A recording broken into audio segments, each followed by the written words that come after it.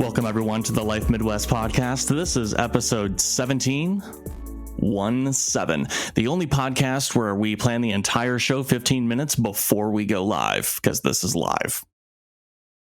Totally. I'm your host, Kevin, and alongside me is your good old pal, Wes. Konnichi, what's up? Hey, that was cool. How you doing, man? I'm doing. How are you doing? I'm doing it. I'm doing it. That's been my new favorite phrase since we talked about that a couple of weeks ago. Just out there doing it, man. Not much more to say than that. Hey, it's great to be good with you all on this fine, crispy afternoon. Little overcast. I got some intermittent rain showers that we're battling over here, but you know what they say about the Midwest? If you don't like the weather, just wait 5 minutes. It'll change real quick for you. That's a very true statement. Today, it's been raining and then not raining and then sunny and then raining for like the whole time I've been awake. Which is about 5 minutes a day.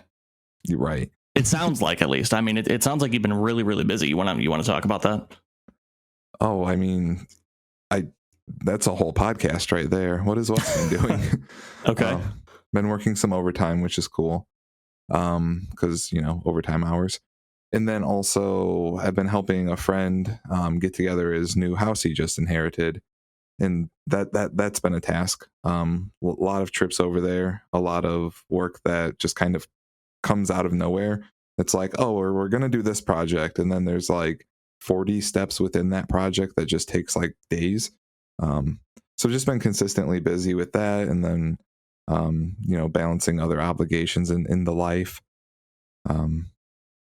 And then sleeping very well because I've been busy. No sleeping issues? Well, I mean, all right. So I mentioned this in the episode about myself, I think, possibly. I don't sleep very well. Like I kind of will stay up all night and then not be able to fall asleep till like just a couple of hours before I have to do what I'm doing the next day. Like it'll become 11 p.m. A normal person might get tired and say, oh, it's time for bed. Wes's brain is like 11 p.m. You've just worked all day. You're exhausted physically. Let's stay up another 6 hours. And then I'll just get work done. Like I have a whiteboard that I kind of manage all my tasks. So I'll be sitting in front of that, just optimizing what I'm going to do in my spare time between working and doing other things. So I don't like fall off the face of the earth and all my other obligations. And it's just, I've been, and when I'm super busy, this happens. But even when I'm not busy, like I'll just sleep all day till like 3-4 p.m. and then not be able to wake up in the morning, but have responsibilities the next day. And it all just gets messed up. Since I've started my job, I've actually been late a couple of times, which is like terrifying to me because it's a new job. And I don't dislike the job as compared to every other job I've had. I really don't want to mess it up, but like my sleep schedule just has me ragged. So and here's the best part. I guess I do like minor sleepwalking, or I'm awake and then just fall asleep and forget it. But when my first alarm goes off, depending on the type of tired I am or the type of exhausted I am, I will wake up, turn all my alarms off, sometimes throw my phone to a place it's hard to find, turn all the volume down, and then like wake up when I'm late for whatever event I'm supposed to be to, and just be absolutely like dysfunctional and distraught in the morning, throwing shit around, trying to find my way out the door. And it's startling. You don't have time to like get to work and get food at the same time. So you just like had the shittiest morning, get to work. And then you have an empty stomach. I couldn't take my meds because no food. And it's just a whole task. Really starts the day off great. So between battling that and just doing my everyday work, I've been pretty busy. Not to make this part 2 of my friend Wes, but you get any meds for that? I don't. So, and I've been battling this my whole life. Remember when I was over at your place and we were just kind of talking about the direction of the podcast, and I was, explaining my concerns about like how I've just messed up every job. I got in trouble at school all the time, like would be late. And if I was just too late, I just wouldn't go because it's embarrassing walking late to the class. And the teacher's like, well, Shirley, glad you could join. And I'm like, all right, go die. I'm, got things going on. And but they don't care. Like, I'm just disrupting the class at that point. Not that I did anything in the class anyways that wasn't disruptful outside of coming in late, but it was just easier to stay home to avoid all that. Yeah. And then because of that, like, I'm manic about everything. Like, I have all this catch up to do. I have all this homework I missed, all the classwork, coursework, and this followed me all the way through college. So like, I've just always had this issue, as long as I can remember, like even in elementary school, like, where I just could not sleep at night because night owl, I guess. Like, I've had sleep studies about it. I had one when I was younger. I had one when I was even a little older, and then I had one just a couple years ago. And there's nothing that they can find. The sleep study is not like a real. It's obviously a test to me. So if I'm there in like this controlled environment, sleeping in this bed with like things hooked up to me, and there's like rules where it's like, all right, turn TV off, get to bed, it's time to sleep. You're just in this dark room with like a contraption on you, and like, of course I'm gonna fall asleep and then wake up as early as possible to get the hell out of there. So like, force self to sleep, get out of there, study over, they find nothing, results inconclusive. Yeah. And then when I take like real sleeping medicines, like the name brand ones you'll hear like in a rap song people abusing, I just like, I sleep too much. Greatest way you've ever put that. You know what medicines I'm talking about. Yeah.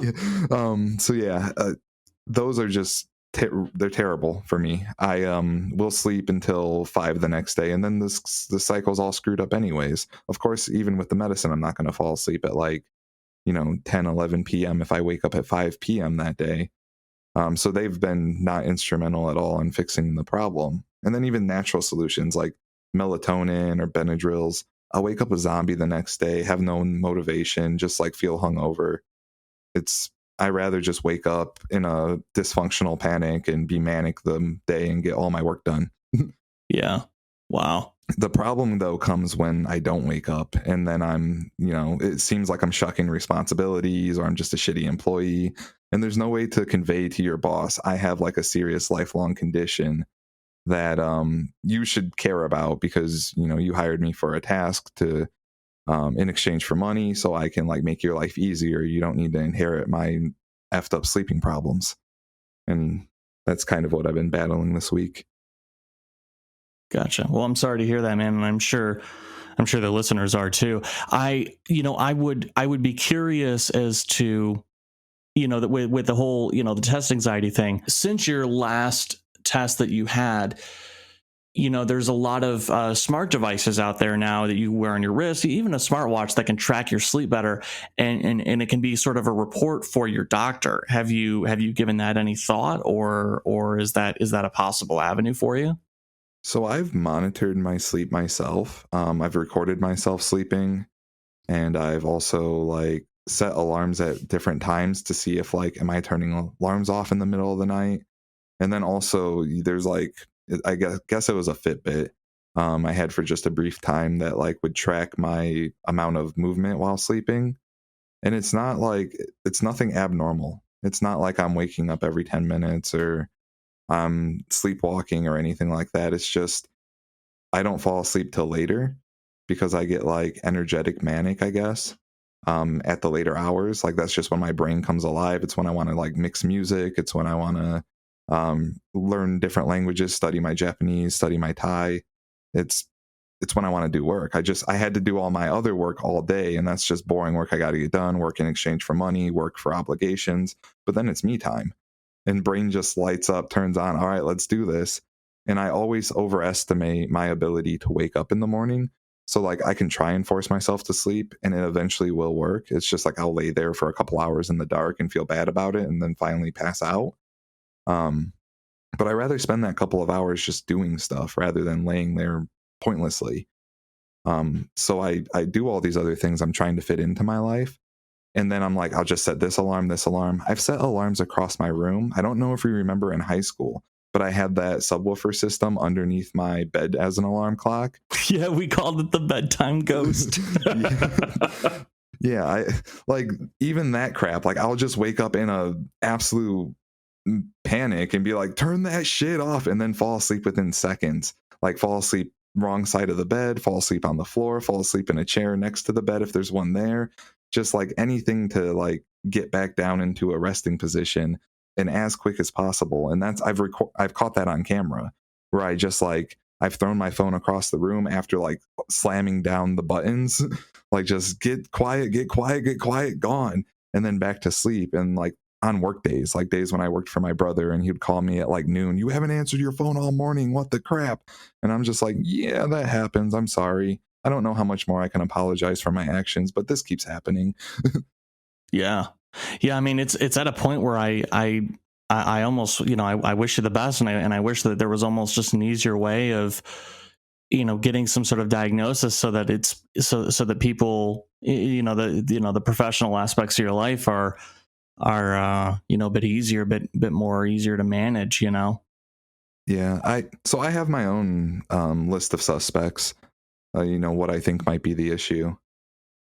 So, not without rather going into too much, personal detail, making it my friend Wes episode 2.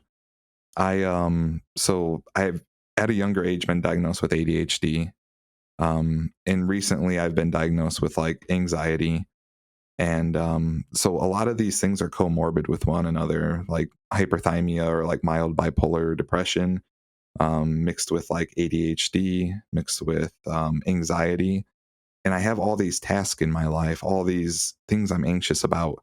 And that the anxiety I feel feeds the mania. Well, I'm on a crash course to finish all this stuff in this amount of time, but then I'm going to miss all the opportunities in between. So I let my anxiety force me to do what I need to do, whether or not I'm getting proper sleep or taking care of myself. And then I do those things. And then that affects my sleep. And in return comes the more anxiety and depression from catching up. Well, I just slept that whole day because I decided to jam pack 7 parts of 7 different goals into one session throughout the night. And I'm just like overwhelmed, exhausted. And then the next day, even though I would probably wake up at like, noon or 1, perfectly rested, ready to go, I have responsibilities. So I'm forced to wake up at an early time. And if I'm able to keep that momentum, I stay manic. I keep the work done. I keep feeling good about it, keep that positive momentum going. It's great. But then eventually I crash and then the depression plays in because now I've effed up my life, at least momentarily, and have to deal with the consequences of waking up late, of missing obligations, and then dealing with, the anxieties / dread that comes with all of that. Because there's only so many times you can apologize. Like, I'm sorry, boss, I'm late an hour and a half again. I don't know what you want from me, but please stop yelling. That kind of sentiment. Yeah. Yeah. Well, hey, we're not all doom and gloom here on the Life Midwest. We have some brighter and happier subjects to keep focused on, and maybe it'll help lift your spirits a little bit this week. Wes, how's that sound? That sounds great. And I didn't mean to like bring, the general sentiment down or anything. I'm optimistic that eventually it's just not going to matter. Like I'll make enough money so my sleeping problem can go suck one, A fat one at that. Hey, let's talk about what we have on repeat. I know you've been busy, but do you have maybe something going on? Do you get a chance to listen to music at work or anything like that? So yeah, at work they play mostly like pop music and country, which is fine because it's good background music. Like I'm not invested in it. I can do my work and just kind of ignore it. 2 of the genres I really don't like all that much. But then there's some good songs here and there. But what I've mostly been listening to, because there's just always music on at the house I'm working at, doing like renovation type work, it's 80s music. Just anything from the 80s. Like I'm talking safety dance type 80s and like wow, Electric Light Orchestra type 80s, like Guardians of the Galaxy soundtrack type 80s. Okay. Like just feel good 80s music. Wow. I don't think I'd ever imagine having this conversation with you about 80s music. You got a favorite? My favorite band is definitely Electric Light Orchestra from that time. I guess Queen's pretty high up there, but I don't know. They're their own thing. I like, Electric Light Orchestra is just really good. I like the kind of feel goody, romancy type music they do. I don't know how to quite explain it, but it's just like really well produced in my opinion. And then of course, like my favorite 80s song is probably Take On Me. It's just like the best pop song from that genre, as far as I'm concerned. It's the epitome of the 80s, man. The Boys of Summer, as mentioned previously on this show, I like the 80s version. I like the Atari's version. I can't tell you who does the 80s version. I hear it all the time, though. Don Henley. Don Henley, yeah. Yeah. Yep. And a lot of good 80s artists out there. Bryan Adams, Tears for Fears. And then you have classic rock, too. Like you said, Queen, AC/DC. It was a good time to be alive, man, especially music-wise. I don't know what section of the genre it is. So like 80s is like a mega category with a lot of genres in it. Oh, so yeah. Like the genre that's like smooth rock, we have like Billy Joel, Elton John type stuff. Adult contemporary is what you're looking for there. There's like George Harrison and Paul McCartney, like those types of God, I can't think of Rod Stewart, David Bowie, just like that type of stuff. I also really like that. In addition to echoing you on 80s music, I have mine has more so been Wes is editing our live document as I read it here. I almost said it the way he had spelt it. So thanks for that, buddy. Asking Alexandria. Now, a lot of you might be rolling your eyes going, oh my God, what a trash band. If you haven't listened to their newest 2 records, I believe one is the second most recent one is self-titled, and the most recent one, which came out May of last year, which is called Like a House on Fire, and the title track, Like a House on Fire. It's just unreal. It's really, this guy battled addiction. He left the band. They got this other guy from this Eastern European rock band for one album called The Black.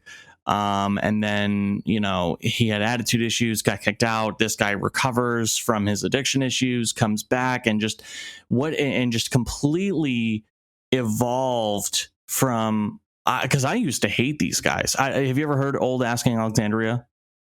I have. I used to hate those guys. So my favorite album from them, I think it's from like maybe 2014, 15, maybe earlier. It's called From Death to Destiny. Mm-hmm. I used to listen to that album on repeat while cleaning nasty ass apartments and toilets. It's just so angry and so raw, and I'm like, fuck this kitchen. Yeah, and it's true. It's just, for me, I'm very picky when it comes to heavier music. I love heavy music, but I'm very snobby about it. I'm not afraid to admit that. But I'm just telling you, it's melodic. It's heavy, but melodic at the same time. And there's a lot of bands like that out there. I'm thinking of Disciple as another one that you may not have heard of that you'd want to check out. But yeah, them and Asking Alexandria. And if you're going to listen to one song, listen to Like a House on Fire. It's just, man, what an evolution. Talk about. I don't even want to call it a bounce back, because people, it's not like they were hated back then, but just what an evolution. I just can't stop listening to them, especially as of late. So you said they got another member. Was that like during the Alone in a Room album? No, Alone in a Room was their first album back with their original singer. The Black, you said it was The Black. Yeah, The Black is that's the album before that, and that actually had some good tracks on it. It's just, I guess the singer ended up having some attitude issues, and and got very condescending, and you guys wouldn't be anywhere without me, blah blah, that kind of thing. So yeah. So I don't know if he got kicked out or if they just mutually parted ways. But then the original singer came back, and I just, man, what a voice. Even if you listen to the acoustic stuff, I think that's a real giveaway of bands too, is when you listen to their acoustic versions of something, because normally that's raw, live, and unedited, and you really hear the singer's unprocessed vocals. And man, the dude's got a voice. I agree. I really like the voice of the singer from Asking Alexandria. Yeah. It's raspy, but also pleasant. Yeah. Got that little bit of soul, but mostly rock, Yeah. Can you do me a favor, Kevin? Yeah, what's up? I'm just going to need you to read how it's written on the episode template. Okay. So, I put Asking Alexandria Like a House on Fire, and he has essentially gone through, as I've talked, and just completely renamed everything in this outline here. Greeting has been changed to breeding. What do we have on repeat has been changed to what do we have on BP? Asking Alexandria like a house on fire has been changed to Basking Balexandria like a bouse on fire. I can't even read the rest. You get the idea. So hold on. Blegments. Oh yeah, instead of segments, it's Blegments. Yeah. I really like Blegments. Yeah, I like Blegments too. We're about to get the hell out of this one. Hey, coming up after the break, we have our first real email, ladies and gentlemen, from not Joe at Loud and not Emily Green. Emaily Green. Or Emaily Green, depending on who you are on that. We have a positive Massachusetts man for you this week, or if you're West, Massachusetts ban. And then don't forget, we're going to have our shout outs too on the other side of the break, so stick around.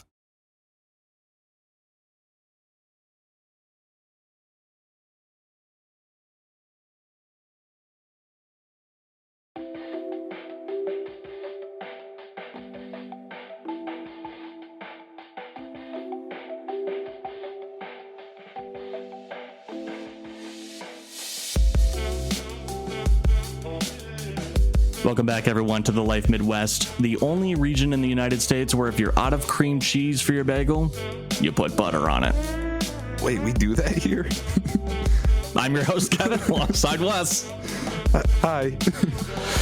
Wes has just been so taken aback by that. Yeah, funny short story. I went downstairs and I normally love a good bagel in the morning. And I get these brioche bagels from Aldi's, very, very tasty. And normally I have cream cheese. So I ran out and my backup is normally stealing, Ashley has this raspberry cream cheese and I steal that from her and put it on. So I used all that up too. And so I was like, well, I want a bagel and I'm not going to put jelly on it. So hey, jelly on a bagel is pretty good. Jelly and butter on a toasted bagel is just tops. All right, well, I'm going to try and I'll report back next week. Speaking of bagels, we're going to have some news of that coming up in our email here. But hey, if you're looking for ways to support us, we do have that Patreon Live. Shout out to Derbadoo at the $5 level for quote-unquote buying us tacos. That's the name of the tier, by the way. Appreciate you, buddy. You can also reach out to us at our socials at The Life Midwest. You can also email us, like the first email we have today from a real person. No, it's not Joe from Loud, and it's not Emily Green, but we'll get to that in a minute here. Very much looking forward to that. So, you can email us at support@thelifemidwest.com. Not because we provide support. I think honestly, we use the third support domain because otherwise they would just all go to Wes. Right. I would want to send emails to a guy named Wes. That's all. Nobody wants to send emails to a guy who just doesn't stop talking into a microphone in the first place anyways. Hey, we'd also love a good review on iTunes here on the podcast platform. We are up to 6 5-star ratings, so I'm not sure who those 6 people are who love us enough to give us that 5-star rating, but we really appreciate the hell out of you. I can't tell you how much it means to me as someone who, we spend a lot of time on this. We don't get together and it's not just a half-hour recording. I mean, there's a lot of outside work that goes into this. I know I made a joke at the beginning talking about, we planned it 15 minutes beforehand, but I mean, there's things throughout the week. There's a lot of work going on in the background. So it's really rewarding to see that kind of thing, get those emails back, get those shout outs back on social media. Speaking of which, Wes, before I get into anything else on today's show, I'm going to bamboozle you with something I didn't put on the blueprint for today. Bamboozle. There was an article, and I shared it on my social medias. I don't know if you read it because I tagged you in it. It was from 9to5mac.com, and it said, how many podcast shows are there actually? It depends on what you count. There was a report saying that there were over 2.5 million podcast shows. This is Apple would officially say there is more than 2 million podcast shows. But what they don't say is that counts all of these shows that have less than 10 or less episodes. Folks, I'm proud to tell you that we have more than 10 episodes. So we are part of the 1/4 of podcasts that are out of business, or more likely we're never really in it. We are not a part of that. Let me scroll down here to the actual stat. So boosting the criteria to 10 plus episodes, you are down to 720,000 shows. So, if that increases a little bit, we can literally say that we're 1 in a million. Damn. So just to give you an idea as to how cool that is, and just we really do plan on keeping this going. We want to evolve. We want to take some feedback. We've had some feedback shared with us recently that we're going to discuss and work on moving forward here for future episodes. So if you provide us some feedback, or if you provide us some sort of shout outs and you don't hear from it right away, Wes and I have a lot of live things going on right now. We are recording ahead a little bit just to be fully transparent. You may see those changes come to fruition. It just may not be right away. So moving on to the emails, Wes, I am so excited for this email. Have you read it already? I have. I skimmed through it. The email subject line reads, "How serious is this bagel situation?" It's pretty damn serious. Do you remember the bagel situation? Not the one that we were just talking about with the butter, but yeah, from that place that we talk about every episode. McDonald's. And then we unintentionally talked about it on Mercedes friend episode. Just because their last name is McDonald's. God, we're so original. The email reads, "My McDonald's in Waterville, Ohio, is not currently serving these delicious breakfast bagel sandwiches. However, I do know a McDonald's. It just depends on your level of commitment to this whole bagel situation. To what lengths would someone go just to consume a single sandwich? Are they willing to fight traffic, probably get cut off, and pay dumb tolls? If the answer is yes, the person may find exactly what they're looking for in Chicago. I can confirm one such location in the suburbs of Chicago that, very recently, had the breakfast bagel sandwich in the varieties of bacon, sausage, or steak." Dude, that is huge. Okay, first of all, I always thought all you could freaking get was the steak and cheese bagel. Give me a second. Sorry. I'm looking up locations that have. I think it's difficult to just Google things yourself, because then you end up in this rabbit hole of potentially misinformation. So it's always better just when you have someone reach out with their own personal experiences. I didn't know that there was a bacon or a sausage variant of this. Yeah, as far back as like when I worked there in like 2008 or whatever, they had steak and sausage. I used to get those every morning, and they had like the hollandaise sauce on them, or McDonald's version of it. Is that what that is? Yeah. I'm apparently able to order a bagel off McDonald's website to the McDonald's like next door to where I live. Bullshit. Do go to their website. I'll link it right now. Okay. Blink it, you mean? Oh, right. Yeah, we're throwing a B in front of everything today. Put it in the... I'll blink to the Bepisode Blegmints page. Okay. God, I hate you. There you go. It's there.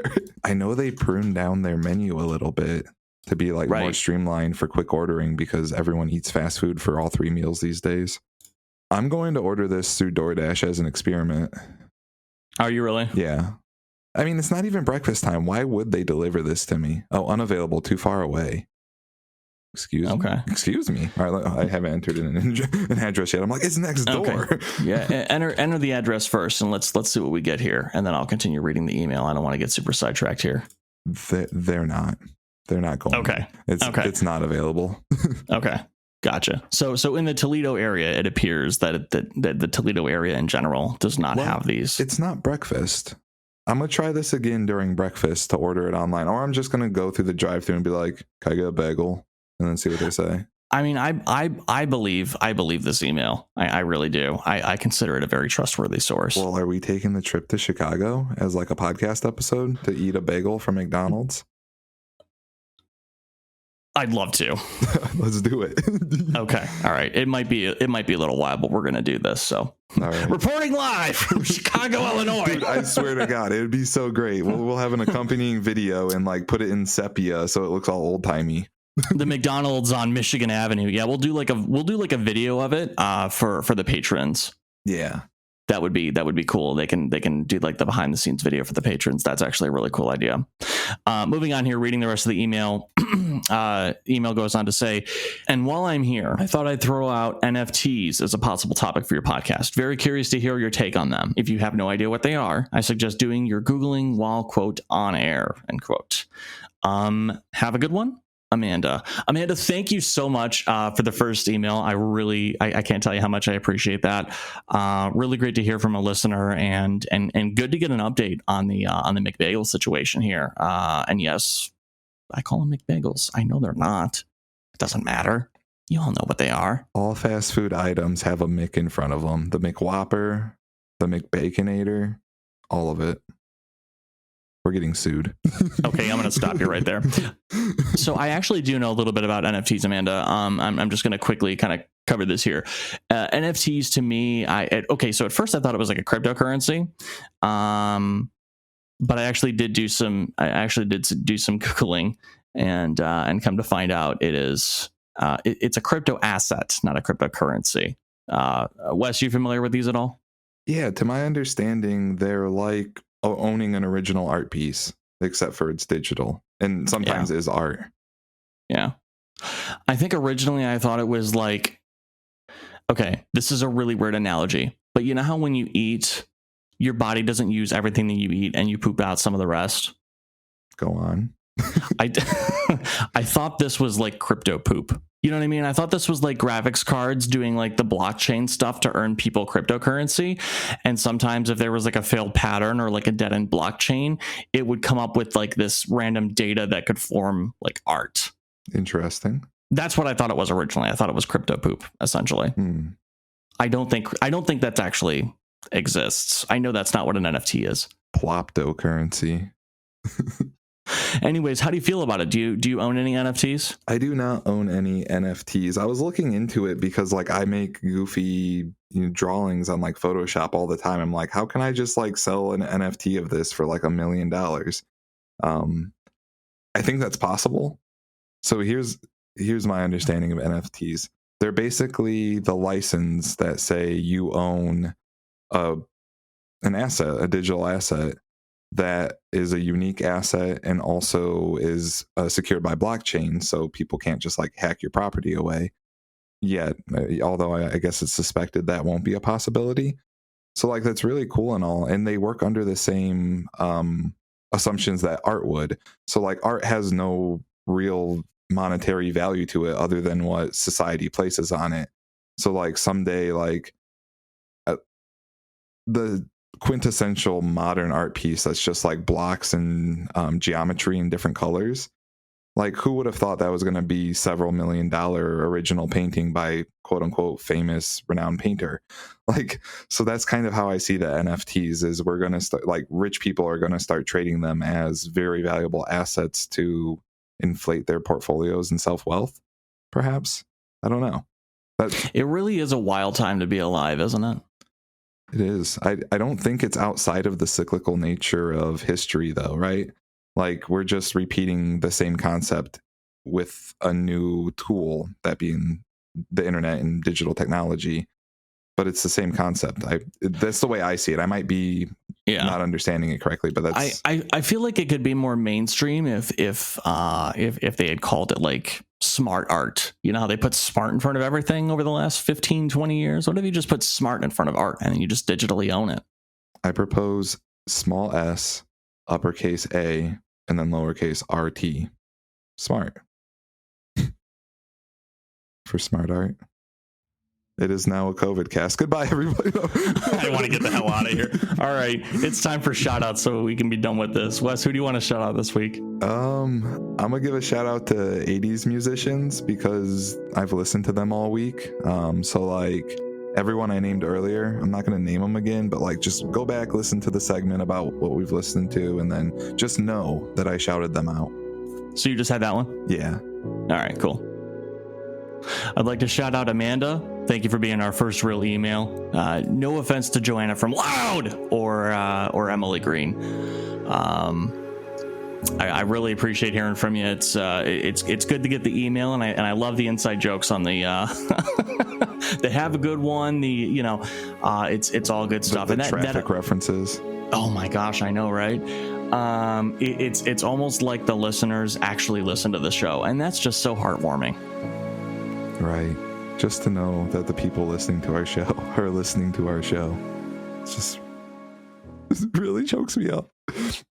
All right. Well, before Wes turns this into a Waterworks episode, it's been real. It's been fun. It's been real fun.